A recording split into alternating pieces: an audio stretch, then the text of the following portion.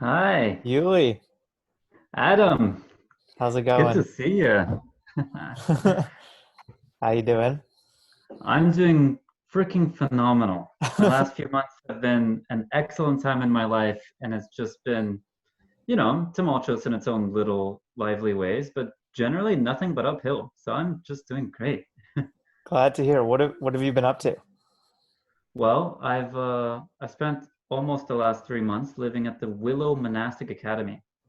So it basically means sharing a home with five folks who I deeply care about and engaging in a few Buddhist practices daily, like meditation for 2 hours and some exercise and some group meals and chanting. And so it's just been treating me really well. I feel healthy and connected to people I care about and working hard to do the things that I think are right. Cool. Is there a lot of meditation? Yeah, absolutely. So it's 2 hours a day, plus some other periods of practice that are different than sitting down, but are still considered types of meditation. So you might call it something like 4 hours a day, depending on how you classify meditation. Got it. And like, how did you have a lot of experience with meditation before? Actually, basically none. so, so I spent the first probably 20 days just learning how to sit still. That was very hard for me. That part Yeah. scares me. Yeah, it's still not perfectly easy. There's still a little bit of tension and pain occasionally, depending on the particular sitting style that I choose that day. Sometimes it's effortless. Sometimes I feel differently. Yeah. Cool. Well, I'm glad you've been enjoying it. I first heard about it, I think, from Colin, and everyone just Yeah. seems to really enjoy it. So I'm gonna look into it more. Yeah, it's a really good time. I welcome that. But Adam, how have you been? It's I've been a while since we talked. It's been a while. I've been good, thank you. Trying to make the most of quarantine and work from home life. It feels like like life has slowed down a bit, which is really nice. Mm. Um, I got a new puppy recently, which is exciting. That's Nice. what's new with me. Oh, that feels warm. I'm happy to hear that. Yeah. Um, but to the subject, the topic of today's conversation. Um, yeah, I'm excited to chat about Neuralink. Anything Elon Musk related, I'm always excited to chat about. Me too. So Yeah. I know you already put a couple comments in kind of the Google Doc with the questions, but do you mind expanding on what you kind of spoke about around your thoughts on if we should welcome brain machine interfaces like Neuralink? Yeah, happily. Before that, I'm wondering if it's okay to take a minute to set some context about my background for any listeners that might be curious, just Totally. to see who is this person? Why are they speaking on the subject? So I'll Thanks. just say that my background is in law and psychology. So I have a little bit of familiarity with some of the basic concepts and some of the biological intricacies that are going to be relevant to this subject matter. But I actually don't have any experience working with any brain-machine interface development companies, or in fact, that much biotech experience in general. So I'm coming at this mostly from a personal interest as someone who just sort of noticed that a couple of social factors were intersecting in a very interesting way a couple of years ago, and then said, oh, wow, I think brain machine interfaces really are on the rise. I think they're coming. I should start paying attention to this. And then now it's been a couple of years where I've sort of kept an eye on it as I've continued about my own other work. And so here I am with a little bit of knowledge to share and a little bit of interest in the subject matter. Cool. So you've been kind of thinking about it for a couple of years?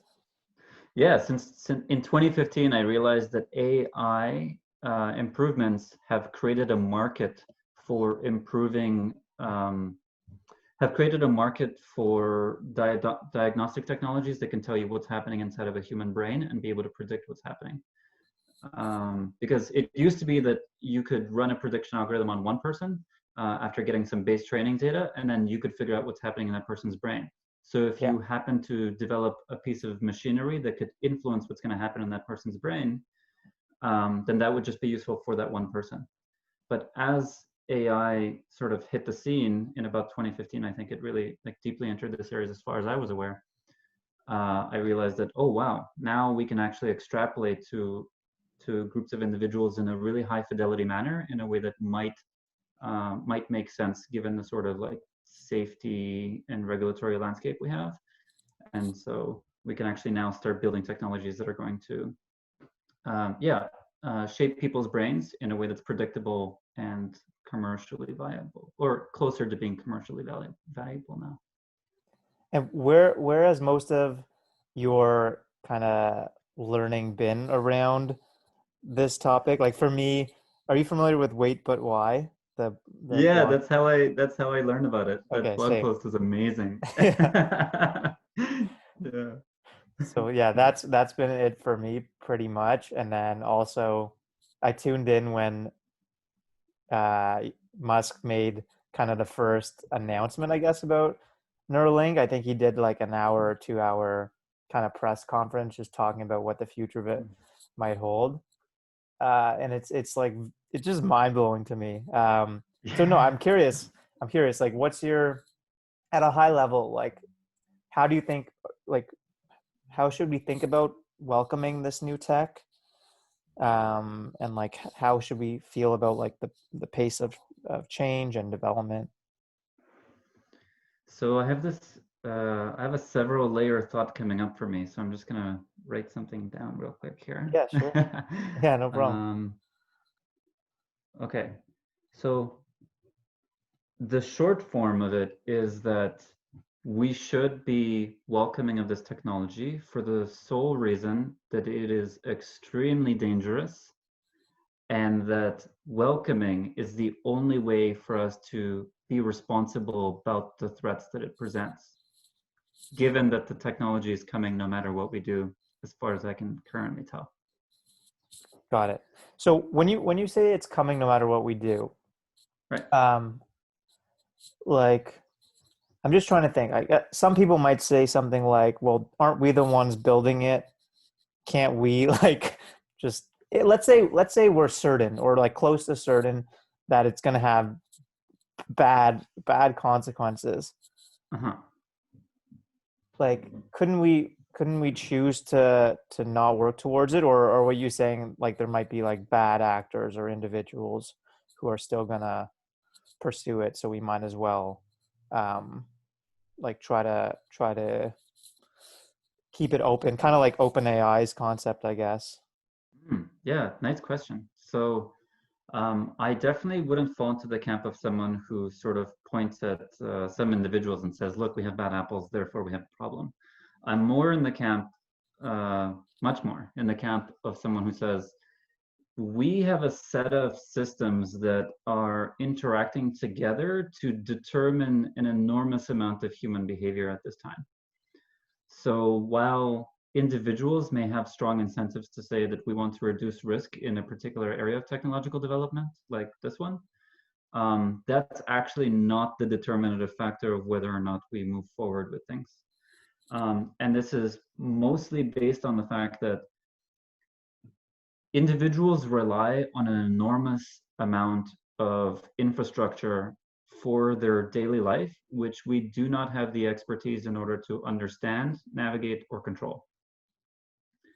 So because we are so deeply embedded inside the sort of like mesh of infrastructure that creates sort of the Western style of living that, for example, you and I are experiencing right now, we are actually already in a system, we're already behaving in a way that has very indirect effects on systems. And this is kind of by design and by accident. So part of it is by design in the sense that like you don't want people to really quickly be able to disentangle a culture and an infrastructure that's helping to support the thriving of the human race. So that's important to just want to have in place and not have people, be able to change that too easily. And then the by accident part is sort of it's an emergent property of the incentive landscape. It's like multipolar traps. Because we live in a um, competitive landscape, because we use capitalism to sort of allocate resources, people continuously systemically find themselves in a position where they have to race other people for things in order to create the thing that they truly believe is most valuable. So without any malice per se in their hearts, people are essentially finding themselves in a competitive landscape, which means that as a byproduct of the competition and the lack of information sharing and coordination, people end up prioritizing things that get them ahead there and then deprioritizing some other values. And those tend to be these things we call negative externalities, which like in this case includes like the risk of what happens when we use this technology in, X domain. What happens to dating when we have the ability to be telepathic or something, right? Like we don't know. We have no idea actually. I mean, maybe I'm speaking a little too soon. Maybe some people are thinking about it, but I don't know. I have no idea. So all that to say is that the system of, there are some good reasons why we have a system where change isn't available to individuals or even like large collectives of individuals, if those individuals basically aren't embedded in the right systems themselves. And then there are some systems and then there's some reasons that are more accidental. That's sort of, you might have heard the term Moloch if you've ever visited the Less Wrong discussion forum. That's very popular there. Okay, that's okay. I won't try to describe it because other people do it much more justice than I could. But I'll basically say that there is a momentum to the institutions of the world that because of this rivalrous dynamic that I've just alluded to, that then creates systemic negative externalities, systemic increase in negative externalities over time. And so that is a thing that just like, it's just a clear example of how we have these systems that we don't actually want to be functioning the way they're functioning, but individuals, even if most of them agree that we shouldn't be doing this, don't seem to be able to change them. And that's because the incentive landscape itself and the systems that we function in are like much more powerful than we give them credit for in daily conversation. Does that make sense? Just so I'm following. Are you saying, is that like a good thing in your mind or a bad thing that like even if the majority of people want a system to change, they can't necessarily? Yeah, I think it's absolutely got elements of both good and bad. Okay. I think my net gut reaction is that we are currently in a time where more change of certain kinds is just really important. So if you think about it, it's like in any given time period, you're gonna have, I'm just gonna make up a number right now. Let's say 100 different variables of the system, and then maybe 30 of them might need change at one point, or 60 of them might need change at another point. And then the degree to which they need change is something that I'm pointing to here now. So I'm not sure exactly how many variables need change. I know a bunch of stuff is changing already, no matter what we do. So if anything, it might actually be good to slow down the level of change slightly so we can be more responsible about it. And at the same time, there are some variables that if those variables don't change, we're really in trouble. There are some like world scale problems, and this idea of we have an institutionally embedded rivalrous competitive landscape that causes people to not be able to sort of like be more moral. That is the thing that needs to change. If that doesn't change, then climate devastation, right? Or insert other X risk. Okay, so right. just to make sure I understand the rivalry you're talking about. So like let's say like a person or a group of people say, you know what, we should slow down our progress on brain-machine interfaces because it faces these risks. Am I understanding it correctly that you're saying like there will be other people who decide that we want to get to the finish line quicker and are gonna not listen and move forward? I'm just trying to understand like how what you're trying to say around rivalry and how it relates to this. Okay, so one of the things I'm gonna do is I'm gonna make this a little grayer than it's been phrased in the question, as in I'm going to suggest that there are varying degrees to which the technologies we create affect human psychology and decision making. And brain-machine interfaces are like really hype and sort of salient in that regard. We can say, look, they're really going to change humans. Look at this thing. You're literally putting a chip in the brain. Yeah. Wow, what's that going to do to me? Yeah. But actually, almost everything we do at an institutional level has an enormous effect on human psychology and decision making. So I'm going to suggest that we, no matter what, are going to create technologies that are going to affect human psychology and decision making. Yeah. Now, this technology really does pose some unique threats. Yeah, and so I won't go into those at the moment, but I'll just say, yeah, hold on. Actually, I'll just pause there. Does that answer a crucial piece of your question, or what do you want to tack on top of that?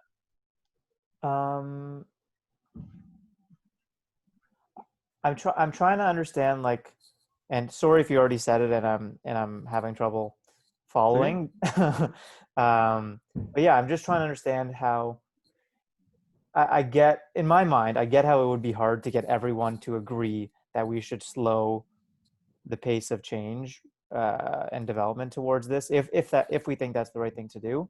But I'm just trying to understand, like, why it's not possible, how the rivalrous nature that you talk about, like, prevents it entirely from being possible. Oh, yeah, thank you very much. I actually lost that thread a little bit in my mind, so Okay, no I'm glad problem. you brought it back up. No problem. Okay. So there is a caveat about, you know, people doing different things and that being really good for the resilient survival of humankind, but I'm going to set that aside and That's just a good say, point. That's a good point. and just answer the question to say that it's more like slowness of progress in this particular domain with this particular technology is a thing that not everybody values. It's a thing that's actually optional. And so even if a bunch of people decide that we want this particular technology to be developed slower, insofar as we have the freedom to choose what we want to develop, and many people have that freedom, and we have a system of incentives that says you should create products that provide value, and look, we have the technology to create a product that provides this value and people really are suffering and we can alleviate that. There's going to be a strong natural ethical inclination to go in that direction. Totally. And when that ethical inclination comes up against this majority viewpoint that says, no, let's slow down, we should be careful, they're not necessarily going to have a good faith conversation where they come to an agreement together about how they should proceed, because that's not how the decisions are made. The decisions are made by the incentive landscape, not by the sort of conscious morality grounded discussion of the individuals making decisions, unfortunately. I know that sounds a little pessimistic actually, but that's the overview. That's what it looks like on average. And so it's difficult for me to describe, but I think to say, like, why isn't it possible that everybody would slow this down? I think actually that is possible. I just think it's very unlikely. It's very unlikely because the incentives are create products that help people who are suffering. This is a product that's going to help people who are suffering. And on top of that, there's something like this fixed pie mindset about the world. The world has limited attention. The world has limited effort.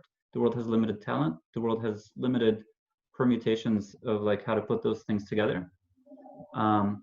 We are in competition for that based on the economic model we currently have.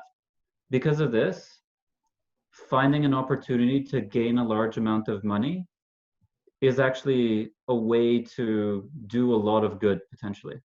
Even if that money is gained by doing something very mediocre or medium on the scale of, like, on a morality scale.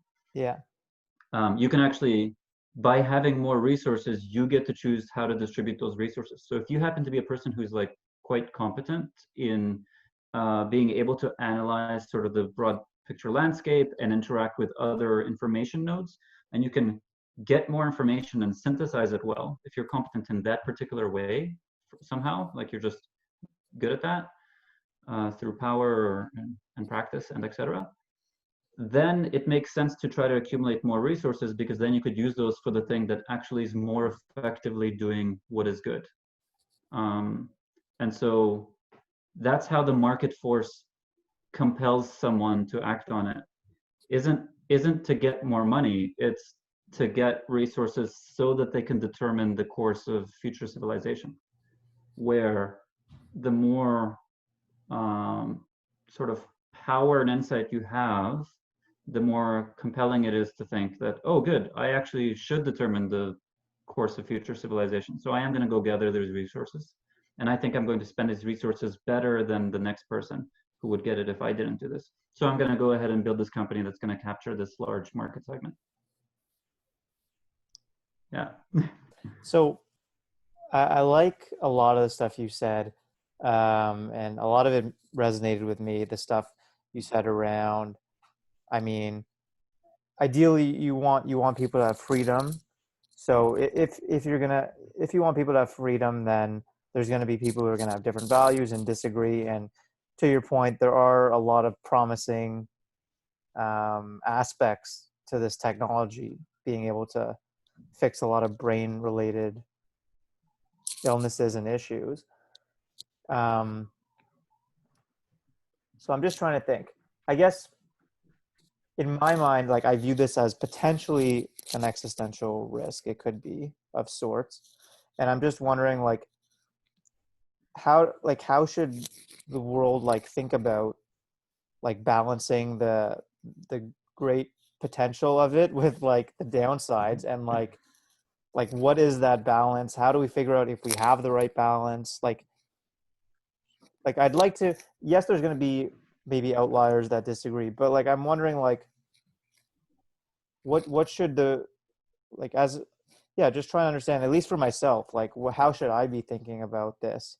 And I assume there's similar stuff around bio risk, and a lot of the work that's being done there is to help solve and cure diseases and stuff like that. So it's similar in that sense. So anyways, I'll stop there. What are your thoughts? Do you view this as an existential risk? If so, how do you mitigate it? I don't know. Oh, that's gorgeous. Yeah. So obviously I'm not going to do this question justice, but I'm honored to give it a shot anyway. So thank you for asking. I mean, we all can just try to do our part, and yeah. Talking about it feels like a good start. I think that's probably true. Yeah. Okay, so I'll say that it's probably useful to think about it as how do I as an individual make sense of it, because you might be activating different sense-making algorithms and intuitions you have that are quite valuable when you think from an individual standpoint. But it's also really important to take that and then not sit there, but port that over to the global discussion of what should we do as a species, because we as a species are going to have some different constraints and different functions that are going to make the question a different type of question even than what happens when we ask about this as an individual. So I'll touch on the individual piece briefly, and then I'll go on a longer rant to talk about my current ideas about it from a global perspective. Okay. Sounds good. Yeah, and at least to me, it feels like individual views, they do influence. I guess it depends on how big of a following you have. But even if you're an average person like me, you still, you have influence amongst your friends and family, and just sharing the ideas. Yeah, I mean, individuals absolutely matter, and it's funny because probably the point I want to hammer in most over this conversation is something like systems matter more than we give them credit for. And yet at the same time, I find myself tempted to basically say individuals also matter more than we give them credit for. So it's yeah, absolutely. There's a ton of small feedback effects we can expect to have if we're in right alignment with sort of our intuitions and our immediate environment. That's actually quite powerful. So how should an individual make sense of whether or not they should embrace the technology? Well, I'd say the first thing to watch out for is that you probably don't want to come at it from a competitive landscape um, alone, right? You don't want to default to competition. So we probably grew up in a world where what we want to do is become more powerful, capable beings so we can accumulate resources and make decisions about how those are used. Which is like kind of like yay from a liberal humanist perspective, because you all your nice feelings are satisfied and you get less negative feelings because you have more power. And because you trust yourself as an individual, you're like, that's a high value, so I'm just going to get more resources to do that, so that equals good. So currently, we're very tempted to basically say, yeah, I'm just going to go become more capable in competition with others so I can maximize these things that I want. And this optimization mindset, I think, is actually like a problem. I think that if we as individuals come at technology from an optimization mindset, we are necessarily going to run into the limits of the human understanding and imagination about the world, and then end up over optimizing for this competitive thing, and then accidentally sacrificing all these other important things. So maybe as a quick abstract, just to ground what I'm saying, a quick example. Maybe if everybody's taking Adderall because they want to get better grades so they can have better lives, because there's some logic chain there that says better grades, more money, more decision, more free time, better life. Then everybody eventually is taking Adderall, and then because people are graded sort of in relation to each other, over some time period, the demands actually go up, because now the new standard is students on Adderall, not students off Adderall. So now everybody's taking Adderall, and then still nobody's ahead. So they've all kind of sacrificed this thing of like, this ability to not take Adderall, and now they're still no longer ahead, and now they need to do something else to gain this competitive edge. And the thing is, basically, these individuals, it's hard for them to predict that the systemic effects of them doing this individually beneficial action, like I will take Adderall today, I will do better on this test, that this can actually have this feedback effect of like creating a worse environment for everyone. This tragedy of the commons kind of thing happening. So I would say there are other ways of thinking about individual decision making. We can actually think about like, what are the things that resonate deeply and make sense to me and the community, and to the present and to the future of both of those, of me and the community. And if we try to look at it from those 4 questions instead of the one question of like, what's going to benefit me in the future, I guess, or benefit me now, possibly 2 questions, then we're actually much better off, because we can let those questions like check each other's shit, essentially. So I'd say, as an individual, if you're thinking about brain-machine interface technology, should I embrace it? Should I advocate for it? What am I going to do? Should I use it? The first step is, okay, don't do the thing that's going to give you social signaling and get you popularity and make you better at taking tests. That automatic knee-jerk response is bad. Don't do that. You can eventually take the same action as that knee-jerk response, but doing it considerately makes all the difference, because then all these subtle things about how you do this are going to impact the people around you. And the people around you are going to, instead of picking up, oh, this is a competitive landscape, we should all just take more Adderall than each other. Instead of that, they're going to basically say, oh, look, this person is making a considered decision about what they think is right. That's actually pretty good. Maybe I can do more of that. I understand that's a little vague, but that's what's in my mind when it comes to individuals thinking about it. I really liked the Adderall example. Yeah. Okay. So, okay, the questions that are like top of mind for me are, so how should we as a society decide how to regulate this, so to restrict freedoms or not, and then how do we want to slow progress or not? Like, I don't even know how to think about this. Okay, I'm definitely gonna say slowing progress or not is a mistake. It's not a good way of thinking about it. That's Why? absolutely not, because Why? then we get into it's a dichotomy between one or the other. So we have to recognize that because this is a real debate, because people are arguing over like progress yay, progress nay, they're both representing some piece of reality. They both have value to offer to our collective, mutually beneficial coexistence. So they're both trying to say something really important, and the other side should be listening. So if we get into a dichotomy that says one or the other, we're naturally screwing over the ability to cooperate and coordinate well.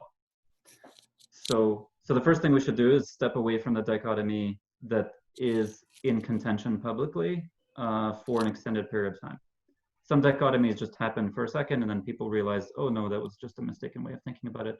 Or one side realizes they're wrong or something. But if something sticks around for a while, like progress yay versus progress nay, we got to flag that right away as being like, oh, okay, cool. People can't resolve this argument. It means they're not thinking about it the right way. So we shouldn't use this dichotomy either. But that's not, but I can still try to share some. Sorry, I see you might have a thought there. Yeah, I'm just trying to wrap my head around what you're saying. Like, to me, let me know if I'm not thinking about it correctly, but like, don't we need to make decisions on, like, I would like ideally everyone to kind of have an open mind, understand the potential benefits and risks, and as a result, I would hope that it's not like Yeah. super, that no one's 100% confident that they have the right answer, and that we kind of work collectively to figure out like how much regulation there should be and stuff like that. Like I think of today, I guess the decisions maybe being made around like a COVID vaccine and whether to like I think like today I don't I'm not an expert at all in this space, but I guess like the different hoops that you have to go through to bring a vaccine to market. There's good reason for some of those hoops, and I think there's questions around like, you know, should we speed it up? Like, how should we think about this? To me, it's similar, and I guess I'm trying to understand when you say this isn't the way we should be thinking about it. I'm having trouble grasping that. Hmm. Yeah, I think in the context of the vaccine discussion, which unfortunately I know very little about, I haven't Same, really been same. keeping up in that.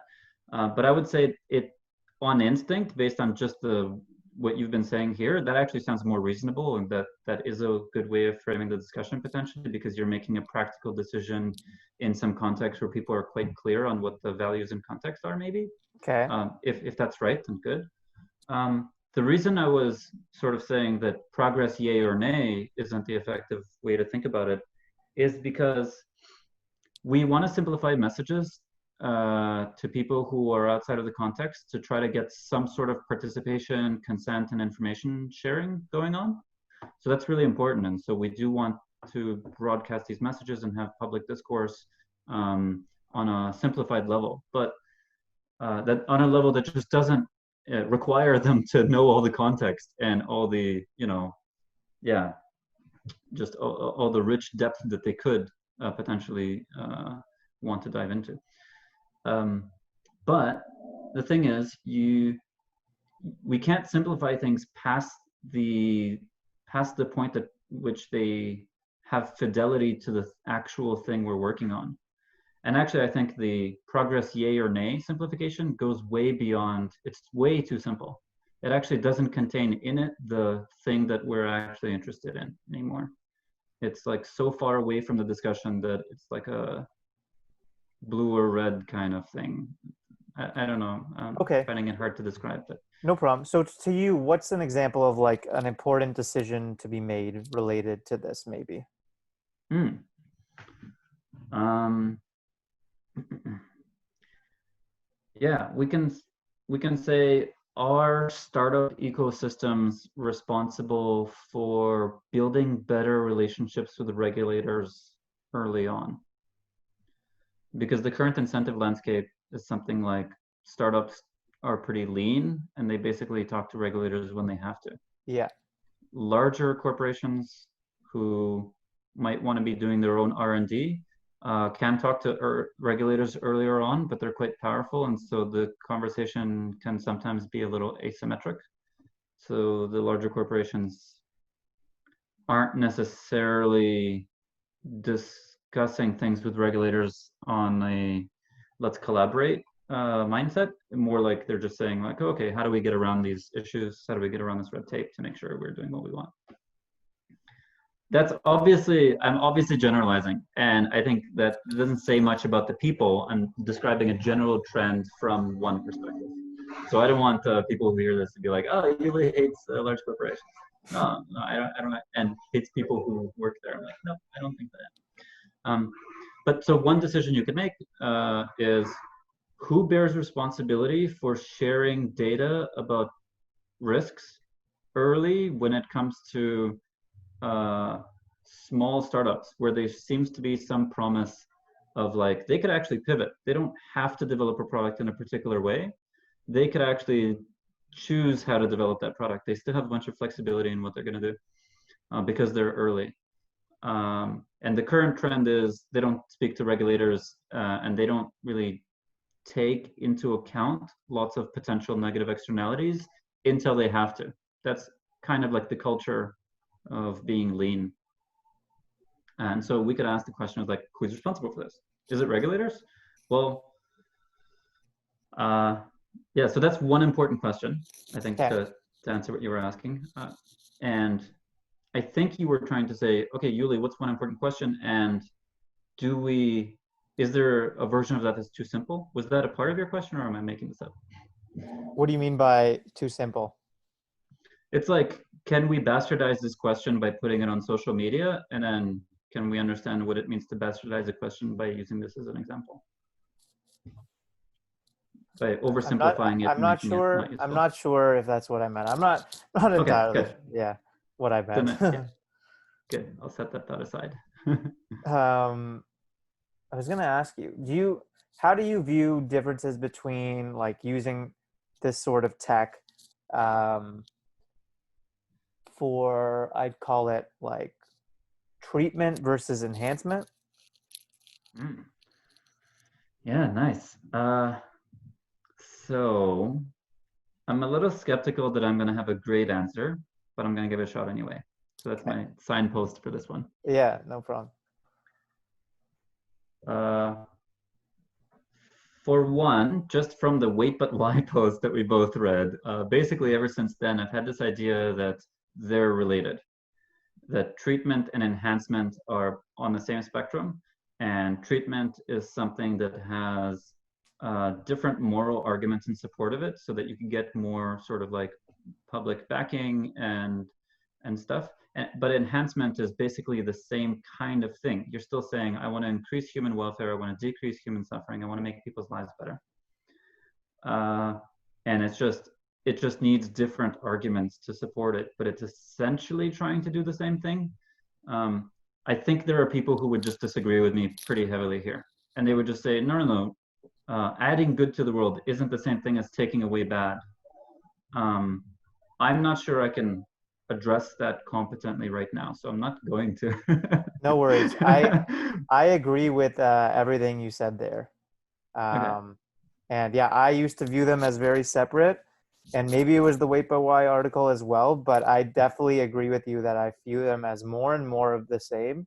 And at least in my mind, maybe the difference is treatment is stuff that that most people consider to be problems today, versus enhancement.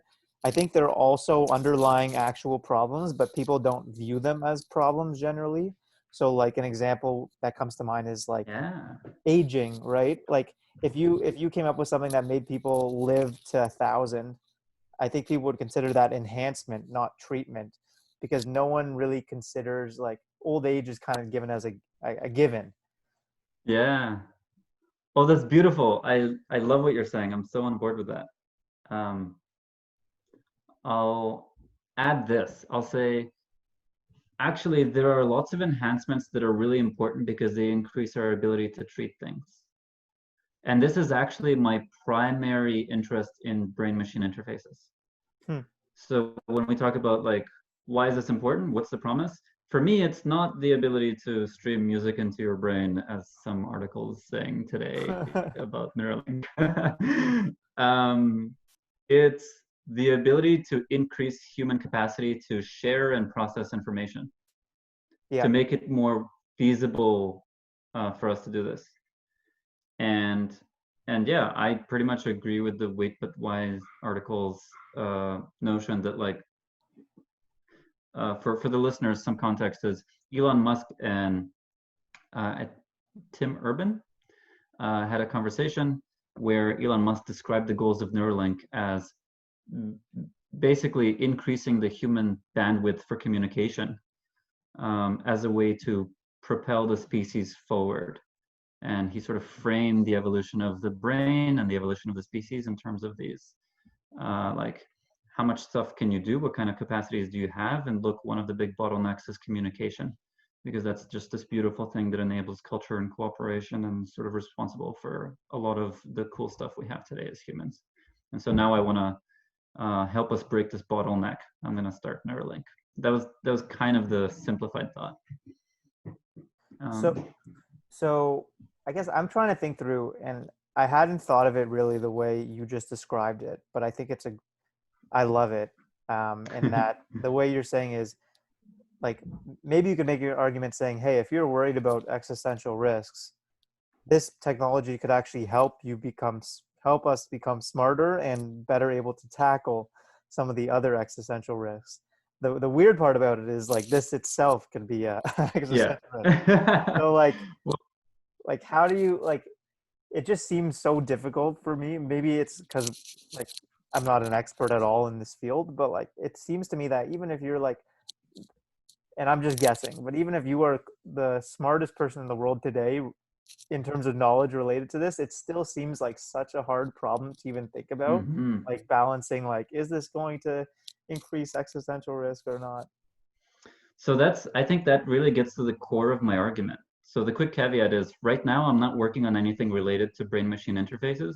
I'm actually upgrading myself the standard way, meditating and having better relationships with people and reading and stuff. But I'm actually super inspired to spend far more time in this area, and I'm actually on the lookout for ways to do this right now. And so that's just the quick caveat. And the answer that I wanted to share now was that, yeah, I think for me as an individual, this is absolutely an area I want to work in because of what you just said. It is both an incredible opportunity and an existential risk. Hardcore both. Yeah. And the thing is, I haven't come up with any arguments yet to sort of change either of those positions. I think it's still incredibly powerful, and I think it's coming no matter what, and it's going to have a bunch of risk to it. So I'm like, good, then we absolutely should go pay attention to it, because if we don't pay attention to it, then it'll become like one of those other invisible systems that we function under, and well, it's going to exert its force on human psychology and decision making anyway. The question is, how, to what degree did we think about the risks ahead of time, and did more people have a say in it, and were we wise about it, or was it dictated by market incentives? Because market incentives are a pain when it comes to ethical issues. Yeah, it also feels like there's this issue with dealing with existential risks where um at least to me it just makes sense that we wouldn't care as much as we should about them because it doesn't impact us necessarily. It's going to impact maybe several generations down the line when we're potentially gone. So for that reason, like I'm incentivized to like try to progress this tech if the upsides of it can like help me today. So that seems to be like, at least to me, like an issue. Does that make sense? That is, yeah, that's a huge issue. It's like, so maybe some people are incentivized to work on it insofar as they're working quickly and in a lean way. And that's actually quite dangerous because this is an area that requires more consideration because it's just so sensitive. Um, I have a hard time speaking about how other people might relate to this. So I don't know if I can make any accurate generalities here, but I can say that from my experience, I'm lucky in that I'm just like generally fascinated by this. And I have this argument in my head that I'm like, oh, this is really important as a way of taking away bad from the world and as a way of adding good to the world. So it's like, well, that's great. That's a clear yes. I should go spend more time here. This is clearly a thing that is calling my attention.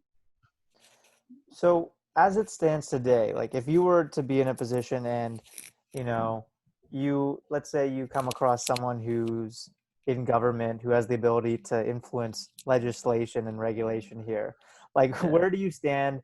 Would you, as of today, do you think you'd be more likely to say to them, "Hey, I think we should loosen regulation and allow this technology to come to market quicker," or would you be more on the other side, um, saying, there's a lot of risk, let's slow down? Okay, I am pulling this almost completely out of my ass. Good signpost. Okay, now that you've been warned, we'll proceed. I would right now on gut instinct say I would like the technology to proceed slower by loosening and changing regulation. Do you think when you say loosening regulation could slow it? Why is that? Yeah. So yeah, I'm basically suggesting that what we need is a radically different approach to the ethics and information sharing that goes into developing these kinds of technologies. Because the market incentives driving R&D behavior right now aren't good for technologies that are this dangerous. They're just not good enough. There are too many unknowns. We'll never reduce uncertainty completely, but insofar as this is a technology that's actually really valuable for helping us solve lots of critically important problems in the world, and it seems to be aligned with our immediate needs because we're actually alleviating some suffering. This technology is coming, and it's got good reasons for coming. So if it's coming anyway, and we can't stop the people who are developing it, we might as well try to help them be more responsible about it. And the way to help them be more responsible about it is to take a different approach to legislation. So how does it slow down the development? Well, I think if you give people more options, they might use them. So if you give people, if you create sort of a regulatory environment that incentivizes information sharing and collaboration for what it means to sort of work out the risks of this technology and work out its different applications and how people think about it, and then try to create incentives for different kinds of corporations to work on it, like a B Corp or co-op, or I don't know, other forms of legal entities that can change the incentive landscape and tweak it and explore different ways of going about this large project, then the project will probably slow down a little as people see all these new options and then say, oh, okay, let's see what's going to work for us. Let's go explore these things. And that'll give them more time and more knowledge. And so, I mean, my gut says that would be a way to make us more responsible. It would also loosen regulation in the sense that by giving people more optionality, I'm actually also suggesting that people to some degree be able to do more of their own sense making when it comes to safety restrictions. I'm not confident about making this statement, but that's currently my gut statement. So let me know if I'm capturing what you said correctly. Is it something along the lines of, you could regulate, but like generally people don't like being told what to do, and people are going to do what they want to do. So a better approach is like help provide them with tools and education to make it easier for them to share information, and that's going to put us in a better position. Is that sort of right on. I wish I said that. That's very, very on point. So I love that approach. I love that approach. And I've chatted about government regulation, not in Neuralink context, but in other examples and stuff like that. And an example that comes to mind that's, very different than brain machine interfaces. Because I was having a conversation with a friend, and we were talking about should we ever really need laws, or are laws only there because the government hasn't effectively communicated like the harms and stuff like that. So anyways, we talked about seat belts, for example, and like government decided they had to mandate it, Mm. that we wear seatbelts. But I think the ideal scenario is the government educates people and tells them like, hey, like if you don't wear seatbelts, your chances of getting seriously injured are way worse. Um, and then you don't need the law because it's in people's best interests. So I'm trying to think where I'm going with this, but like I guess the government decided, people aren't listening to we're trying to educate people, but people don't seem to care, so we feel like we have to put in the law. So I'm wondering, like, does the same apply here where like governments maybe try to educate and enable information sharing, but it just doesn't seem to be working, and then they feel like they have to regulate? Like, I'm curious, do you have any thoughts on that analogy? Like, I don't know. The seatbelt analogy. Yeah, I don't know. Hmm. Well, yeah, that's an interesting bunch of questions that I'm sort of picking up on here. Sort of, yeah. I think I'm thinking about the theory of law. I'm thinking about like to what degree should we regulate things? Who's the regulator exactly? How much certainty must you have before taking on a certain degree of authoritarian rule? Those are the things coming up for me. Yeah, one So, thing I'll add, sorry, is yeah. around the theory of law. It seems to be a conversation I'm having with like friends lately a lot, which has been interesting Yeah. because I've been asking them like, "Hey, what would you do if there was no laws?" To try to prove the point that like that like most of them come up with like, "Oh, maybe I'd speed a little bit more, or like I'd park in places I'm not allowed." But the point is like very few of them are actually changing their behavior very much. Like that's all they're gonna Hmm. do if like no laws exist. Oh, that's interesting. I would make laws. That's what I would do. If there was no laws, I would go build in the incentive infrastructure to create safety for people to continue enabling the functioning that we have. That's literally what I would do. It would just Interesting. be That's creative. more half-assed, but slightly more resilient, hopefully, than the legal infrastructure we have. And I would only be able to do that in my local community anyway. But that's the thing that was most alive for me when I heard your original question as well, is like actually it's a team effort. The law is one type of regulation, Yeah. but social norms are an equally potent type of regulation. Um, there is a balance of power between the two that we have to carefully navigate over time. And I'm not well versed enough to engage in sort of like effective public discourse on that. Um, but yeah, I think so. The thing that came to my mind most clearly is to say, my theory of law is that it should be a patchwork of efforts from the various sectors of society, and that we need to be able to coordinate better. And that's really where the action's at. So it's not so much, again, about like more or less regulation. It's actually more about like, how do we do better regulation given where we are now? What is the purpose of regulation? Seems to be to empower people to safely go get stuff we value together. So it's like, okay, cool, let's do more of that. And then the question, there's all these ancillary questions of like which people, but we can't get stuck on that as much. It's important, but we can't derail the entire conversation to like group A versus group B dynamics, because that begins to lose sight of this deeper question of like actually what we're trying to do in the first place is help people get stuff safely. Totally. um, yeah, so that would Yeah. be like a, yeah. Is it so you have a law background? Like is it fair to say that like law is like regulations and laws are there only in places where like there's a failure to actually educate Hmm. people well on the harms?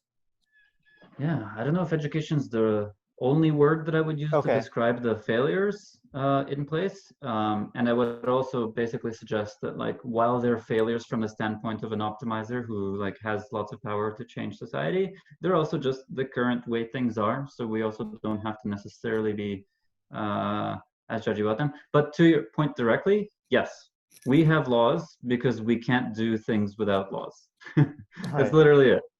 If we could do things without laws, we would, Right. but we can't. So we use laws as the next best thing Yeah. We're But either way we'd have systems. We'd either way have like ways of giving people certainty around behavior norms to simplify life down to a workable way that steers individuals and groups towards things that we've collectively determined to be like the most effective thing overall. So either laws or social norms, but we're still exerting power. I We're see. still coercing individuals through knowledge systems, essentially. Got it. I think. We're coming up on the hour. Anything you were hoping to chat about, or you thought maybe we chat about that we didn't, that we should try to cram in the last few minutes? Yeah. Cool question. So first, this has just been great. I've really enjoyed this. But let me see. Yeah, basically, I wanted to say that the question is even slightly a red herring. So one of the things I did when I became interested in this is I met a bunch of neuroscientists who were working on things related to brain-machine interfaces, and I just like followed them into elevators and introduced myself and stuff. And then I eventually, In Toronto, or? yeah, in Toronto. And then I ended up being able to host a related conference, help host a related conference. And so I asked a bunch of people who attended the conference questions. And so one of the answers that I got was really good for me. It was like, the ethical issues we're seeing here, they're already present. We don't have to extrapolate to the future to talk about brain-machine interface technology that's coming, even though that's obviously still important. We can look at the way that behavior is being manipulated now through wearable tech. So that's a technology that's like here now. So it might be really interesting to say like, oh, if you think there's a problem with brain-machine interface technology as it's developing and you want to address it responsibly, maybe you can start thinking about the nature of that problem by looking at its parallels that are currently in existence. So I'd suggest, yeah, people who are interested in this should look at like, what are the ethics of behavior manipulation in general? And what are the market and psychological forces that press on this issue? And yeah, and how would you answer the question of how we do better from the individual scale, the I'm in a relationship with one person scale who I love, the I'm with 5 people scale, I'm with a village scale, and all the way up. So Cool. Yeah. that's something I want to leave listeners with. I thought that was an interesting part of my journey. Cool. Yeah, they talked about that in the Wait But Why article, how like we already are sort of cyborgs in the way that we use our phones, and there we do have other kind of machine implants like hearing aids and stuff like that. So Yeah. it's a good point. Any books or resources or anything that come to mind related to what you were describing around learning like more about the ethics of, I think you said, like manipulation and like how we influence people and stuff? Oh man, unfortunately, I don't have anything good that's coming to mind. I would definitely recommend readers go check out that Wait But Why article. Yeah. That was already top of mind for me. It's a good If starting point. Sorry? I was gonna say, if you think of anything else after, you can let me know and I'll put it in the description. But All right. I think to your point, the Wait But Why article is so long that that's probably enough. Oh yeah, that's perfect. You're right. Okay, good. Let's start there and see where that takes you. Cool. Thanks, Yuli. Well, it was a pleasure and it was awesome catching up. Glad to hear you're doing well. And Adam, enjoy the silent retreat. thank you so much for asking me questions. And I loved getting a chance to chat with you. I look forward to catching up more soon. Me too. More. Yeah. See you, Yuli. Thank you. Bye. Bye.